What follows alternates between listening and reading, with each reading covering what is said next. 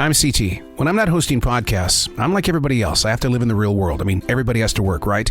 Well, my job is CS, customer service, solutions, relationships, and generating motivation to keep my team pumped up and truly connected to every single guest that steps into our store. This is C.T.C.S, episode number 46, Struck Down with COVID-19. Well, here we are, the day before going back. C.T.C.S. I don't know if I'm going back. The reason why is because my wife has COVID-19, and the next step is that will I have COVID-19 by the time I'm supposed to go back? Kind of crazy how, Anthony Fauci said eventually we're all going to get it. And, being on the front line the way that we have been for 2.5 years, you put yourself out there and you take the mask off and, does it even work? Seriously, does it even work? I don't even want to go there. But, okay, here we go. I don't know what's going to happen over the next 4 to 5 days. All I can say is that I'm coming from the world of broadcasting, and nothing ever gets in my way of bringing the story forward. Normally, I would be on a transition walk and getting ready for another exciting day in CS, customer service. Big change today. I got the mask on, and I'm presently sitting in a COVID testing line. The home test this morning totally failed it, double lines.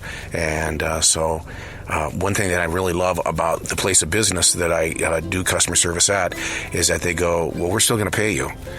You've got COVID, okay, take it easy, but go get a professional COVID test, and we'll see you hopefully in 5 days. So CS this time around, the journey through this thing that we've been running away from for 2.5 years. Shortly after 5 o'clock on COVID day number 1. One of the things that I'm really trying to do is make sure that I measure my lungs as well as my heart. So Jazzy and I are out here in the forest, and it's a hot day, but I've got to be able to see how's my body reacting. I know it hurts like hell. No, I mean, people talk about their bodies aching and all that kind of stuff, but the one thing that people never talked about was how slow time is moving. Here we are on the COVID-19 journey, and we'll not be going in. There's no way. The body has come under attack. I think one of the things that really sticks out the most about going through this is that in everybody that I've talked with, especially with my sister and brother, nobody told me that time will move so slow. I mean, yesterday, I didn't think we were ever going to make it to 1 o'clock. And then we struggled to get to 1:15, 1:30. And that was really, remember, I'm a guy that's always on the run, always on the go. So to suddenly stop and basically be in lockdown, quarantine, it was very difficult. This has been a monster of a roller coaster ride. My God, 1 minute you're feeling okay. Your temperature is, it's below 100, like 99.8. And then all of a sudden, boom, you shoot up to 101.9. And then you start coughing and gagging. Your body starts hurting again. The top of your head hurts. God. Oh, my God. And the nose just will not stop running. It reminds me of that joke when we were kids. Is your refrigerator running? Yeah? Well, you better go catch it then. An idea came to me for a book. And there are some heroes of the COVID-19 pandemic over the past 2.5 years that we haven't really written about. We haven't even talked about them. Our pets. The pets. My dog has been in between my wife and I all day today, and she's given us the mother's love. She is touching both of us, loving up on both of us. She's just all over us because she senses that there's something wrong and that we both feel like crud. But it would be fascinating to put a book together of several hundred stories of people who relied on their pets during the COVID pandemic. For 2 days now, I've utilized the time and the space to go into the recording studio and to do the podcasting. And those interviews have still got to go out, and everything else on the choice, as well as the Daily Mess. They've still got to go out. And so you hurt like hell sitting in that room, and up and down the temperature goes. 1 minute you're freezing, the next minute you're boiling. So you're just constantly messing around with the air conditioner, and you just sit there. You have the mindset of, well, you know what? I apologize for having a crappy, cruddy voice, but I've got to get these episodes out, and even this can't stop me. Still waiting for CVS. That's where I went to get my COVID test, because my company, who very politely said they would pay me during these 5 days off, they said go to Minute Clinic at CVS, and we've got no word yet on the official test of of course it's COVID. The home test said it was. I'd be shocked and surprised if it comes back negative. But then again, what do they call that? They call that a false positive. So, but you can't feel like this and not have something seriously wrong with your melon. But come on, CVS, 1 to 3 days. I think we've grown beyond this. Jazzy and I are on our third walk today. Maybe it's the martial artist in me. You got to keep the body moving if you want it to be healthy. Drink your liquids, prepare the body that way. Clear the mind. Yoga Nidra is my meditation. And when your lungs are all messed up and your body is hurting with this, you still got to get out there and you got to do the walk. Light to moderate exercise is really a beautiful answer to a lot of people's pain with COVID-19. 4:56 p.m. on day number 3 of COVID, and my connection to my results has just come in. Let me do what I need to do here. Double tap. Now I got to verify what's going on. And here I was bashing CVS a few breaks ago. I'm sorry. I just wanted to know. 4:56, third day, and it says positive. Okay, that's all I needed to know.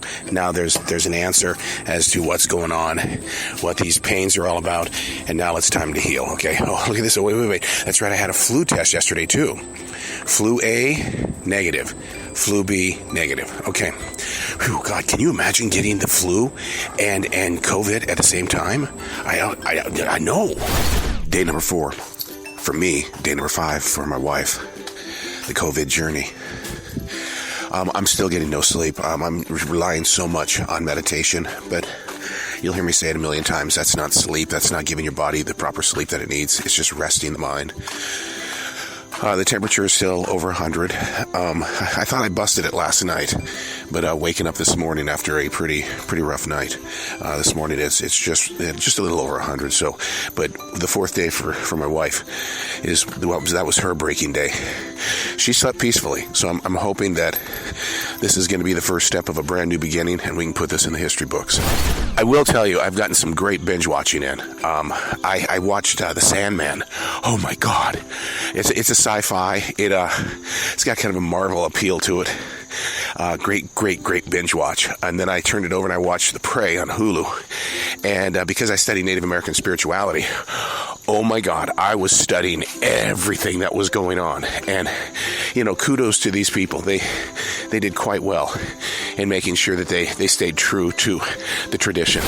I'm trying to figure out if it's quiet out here in the forest this morning, because we take the transition walk in the forest every day, or if my sinuses are so screwed up that it's just that everything is just shut down. We are turning this day into a positive day. My wife and I had a major discussion about this last night, and that's what I love about having a partner in this, is that you work together to make sure that you hold each other accountable. Today is the day that after 96 hours, you're taking your pajamas off and you're going to put on real clothes. And you're going to throw away your pajamas. You're going to put clean underwear on. You're going to put clean socks on. You're going to take a shower, wash out your butt crack and every place else where there's a crevice. And it's time to get back to a new normal. And I think that getting this crap off your body. But when you got a temperature and you're hurting as bad as you do, come on now. Stepping into that shower would be like razor blades on your arm. Transition walk. COVID-19 journey. I honestly don't even remember what day it is. I don't.